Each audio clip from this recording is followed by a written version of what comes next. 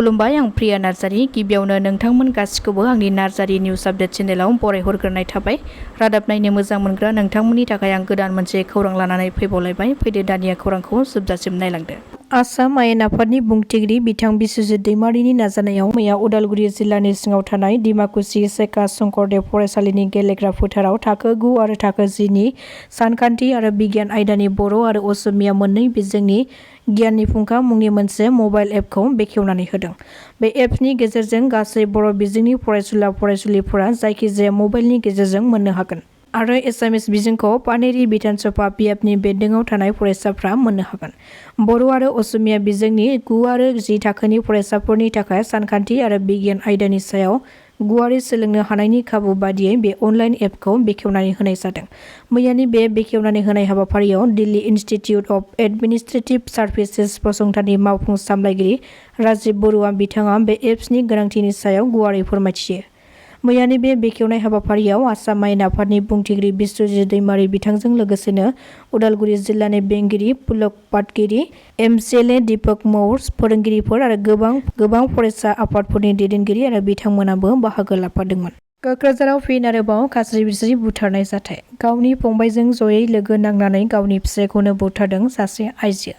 बे बुथारनाय जाथाया क'क्राझार पुलिस थानानि बेन्दोङाव थानाय भटगाव भदियागुरि गामियाव सोमजिदों। बे जाथाया जाथायनि सोमोन्दै मिथिनो हानाय बादिब्ला मैया हरनि 1 रिंगासो समाव मार्जिना बिबिया गावनि फंबाय मुस्ताफा आलीखौ लोगो लानानै फिसाय 40 बोसोर बैसोनि बुलुरुद्दिन परामानिखौ हाथियारजों गाग्लोबनानै बुथारदों।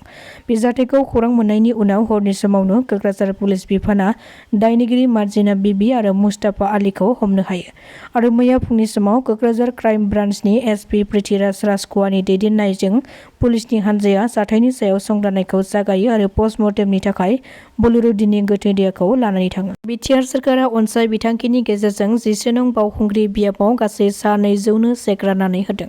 बावखुंग्रि ब्लकनि बेन्दोङाव थानाय औवाबारि भिसिडिसिनि मावख'आव मैया बावखुंग्रि ब्लक टिसिएलसिसिनि मासिगिरि सन्जय नार्जारी बिथांनि दैदेननायाव बे चेक राननाय हाबाफारियाव 3 नं सानजा क'क्राझार बिधान सभा बियाबनि एमएलए लरेन्स इस्लारि बिथाङा गाहाय आलासि महरै बाहागो लायो आरो बिथांजों लोगोसेनो बावखुंग्रि ब्लक इउपिपिएलनि दैदेनगिरि भिसिडिसिनि मासिगिरि सोद्रोमाफोर बिथांमोनाबो बाहागो लाफायो। गाहाय मन्त्रि नरेन्द्र मोदीआ साननैनि हाबाफारि लानानै मैया फुंनि समाव रासिया फारसे आगान सुरलांबाय। रासियायाव खुंजानो गोनां 16थि ब्रिक्स सन्मेलनाव बाहागो लानो थाखाय गाहाय मन्त्रि नरेन्द्र मोदीआ रासिया फारसे आगान सुरदों। मख'नो गोनांदि 16थि ब्रिक्स सन्मेलनखौ 22 आरो 23 अक्ट'बराव खुंफुंनो थाखाय थाग-थियारि खालामदों रासियाया। ट्रेननि साइथिं एबा ट्रेन लामायाव गावनि आगोमा जिउखौ फोजोबनानै लादों सासे लाइमोन सेंग्राया। जिउ फोजोबना लानाय बर' सेंग्रानि मुंखौ मिथिंगा नार्जारी आरो बिथांखौ चिरां जिल्ला बेंटल 4 नं सेरफांगुरि गामिनि थागिबि प्रभात नार्जारी आरो बिमा रसिला नार्जारीनि फिसाज्ला होननानै सिनायथिनो हादों। नाथाय मा जाहोननि थाखाय गावनि जिउखौ बेबादि खास्रि-बिस्रि फोजोबनानै लाखो बेनि जाहोनखौ दासिमबो मिथिनो मोननाय जायाखै।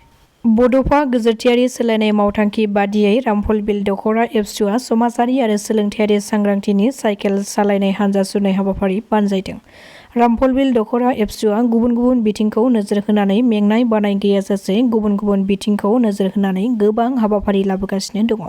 थिग बेबादिनो मैयानि सानावबो दख'रानि सिङाव थानाय गोबां गामिफोराव दालाइसा आफादनि बिबानगिरिफोरजों लोगोसे रायजो राजाफोरखौ लानानै उन्दै बैसोआव हाबा जानाय एबा होनायखौ होबथानाय, खोमसि फोथायनायखौ होबथानाय, ड्राग्स एबा फेग्रा मुवा बाहायनायफोरखौ होबथानाय, उदाङै जुवा गेलेनायखौ बन्द' खालामनाय, गावखौ बुथारना लानायखौ होबथानाय बेफोरनि सायाव स्लगान होनानै साइकेलजों हानजा सुरनाय हाबाफारि बानजायदों।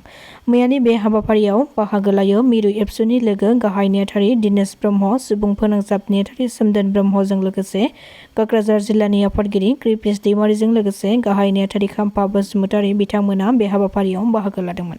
जायफोर फरायसुला फरायसुलिफोरा 2025 मायथाइयाव मेट्रिक आनजाद होगोन बिथांमोननि थाखाय आसाम स्टेट एडुकेशन बर्डआ मोनसे गोनां खौरां फोसावदों। फैगौ 2025 मायथाइयाव मेट्रिक आनजाद होनो गोनां फरायसुला फरायसुलिफोरा अनलाइननि गेजेरजों फर्म फिलआप खालामनायनि खालार फोसावदों। फोरमायथिनाय बादिब्ला मेट्रिक आनजाद लिरनो गोनां फरायसुला फरायसुलिफोरा 23 अक्ट'बरनिफ्राय जागायनानै 14 नबेम्बरनि गेजेराव अनलाइन आर'जलाइखौ होनो नांगोन। बे आर'जलाइखौ सेबा रेजिस्ट्रेशन वार्ड पर्टेलाव होनो नांगोन आरो 18 नबेम्बरनि गेजेरावनो मेट्रिक लिरनो गोनां फरायसाफोरा स्टेट बेंकआव सालान मासुल होनांगोन। फरायसाफ्रा अनलाइन फर्म फिलआप खालामनायाव जायखिजाया गोरोन्थि जायोब्ला 30 नबेम्बरनि गेजेराव खालामफिननो हागोन। बेनि अनगायैबो फरायसाफ्रा 9 थाखोआव जाय इउजार आइडि एबा पासवर्डखौ बाहायदोंमोन बे इउजार आइडि पासवर्डखौनो जानो गोनां मेट्रिक अनलाइन फर्म फिलआप खालामनायाव बाहायनो नांगोन। दासिमनि खौराङा एसेनोसै। नोंथांमोना खौरांखौ नायनानै मोजां मोनदोंब्ला चेनेलखौ साबस्क्राइब खालामनानै लानो हागोन। गोजोन्थों।